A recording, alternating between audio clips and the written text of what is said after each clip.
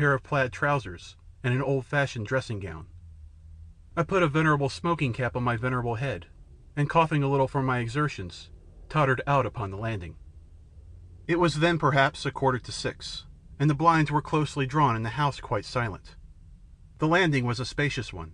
A broad, richly carpeted staircase went down into the darkness of the hall below, and before me a door ajar showed me a writing desk, a revolving bookcase, the back of a study chair, and a fine array of bound books, shelf upon shelf.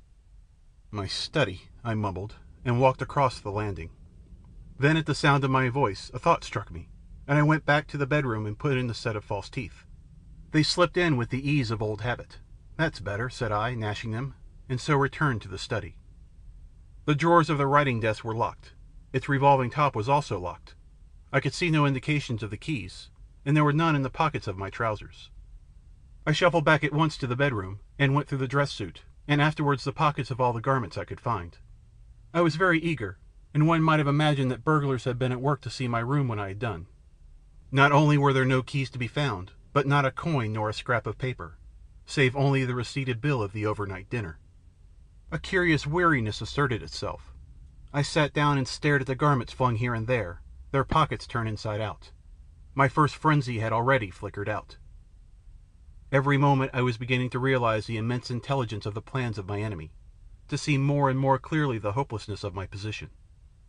With an effort I rose and hurried hobbling into the study again. On the staircase was a housemaid pulling up the blinds. She stared, I think, at the expression of my face. I shut the door of the study behind me, and seizing a poker, began an attack upon the desk. That is how they found me. The cover of the desk was split, the lock smashed, the letters torn out of the pigeonholes, and tossed about the room. In my senile rage I had flung about the pens and other such light stationery, and overturned the ink. Moreover, a large vase upon the mantel had got broken, I do not know how. I could find no cheque-book, no money, no indications of the slightest use for the recovery of my body. I was battering madly at the drawers, when the butler, backed by 2 women servants, intruded upon me. That simply is the story of my change. No one will believe my frantic assertions. I am treated as one demented, and even at this moment I am under restraint. But I am sane, absolutely sane, and to prove it I have sat down to write the story minutely as the things happened to me. I appeal to the reader, whether there is any trace of insanity in the style or method of the story he has been reading. I am a young man locked away in an old man's body, but the clear fact is incredible to everyone. Naturally I appear demented to those who will not believe this. Naturally I do not know the names of my secretaries, of the doctors who come to see me, of my servants and neighbours, of this town, wherever it is, where I find myself. Naturally I lose myself in my own house, and suffer inconveniences of every sort. Naturally I ask the oddest questions. Naturally I weep and cry out, and have paroxysms of despair. I have no money, and no cheque-book. The bank will not recognize my signature, for I suppose that, allowing for the feeble muscles I now have, my handwriting is still Eden's. These people about me will not let me go to the bank personally. It seems, indeed, that there is no bank in this town, and that I have an account in some part of London. It seems that Elvesham kept the name of his solicitor secret from all his household. I can ascertain nothing. Elvesham was, of course, a profound student of mental science, and all my declarations of the facts of the case merely confirm the theory that my insanity is the outcome of overmuch brooding upon psychology. Dreams of the personal identity, indeed. 2 days ago I was a healthy youngster, with all my life before me. Now I am a furious old man, unkempt and desperate and miserable, prowling about a great, luxurious, strange house, watched, feared, and avoided as a lunatic by everyone about me. And in London is Elvesham, beginning life again in a vigorous body, with all the accumulated knowledge and wisdom of 70. He has stolen my life. What has happened I do not clearly know. In the study are volumes of manuscript notes referring chiefly to the psychology of memory, and parts of what may be either calculations or ciphers and symbols absolutely strange to me. In some passages there are indications that he was also occupied with the philosophy of mathematics.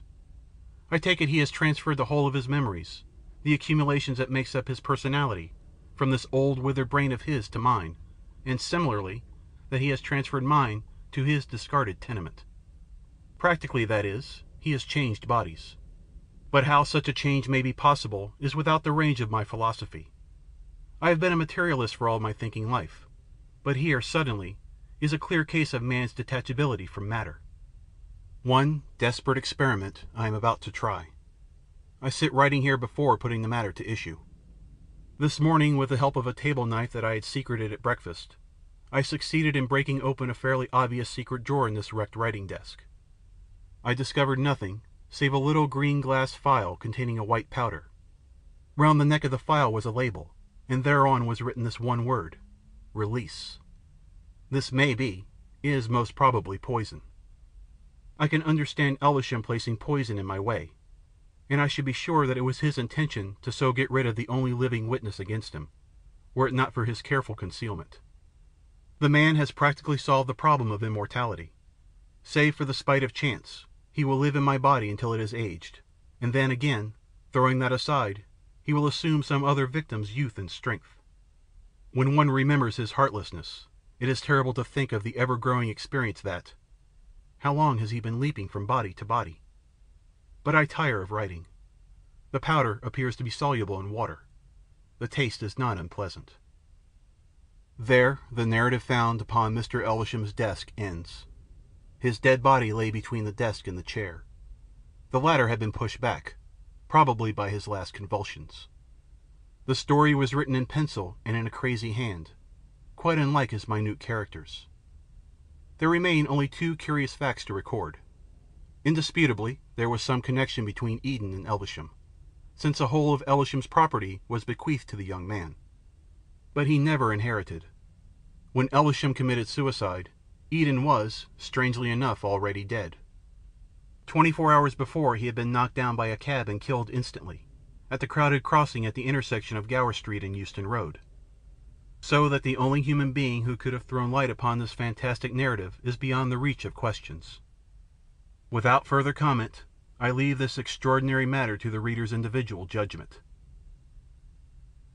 End of The Story of the Late Mr. Elvesham by H.G. Wells.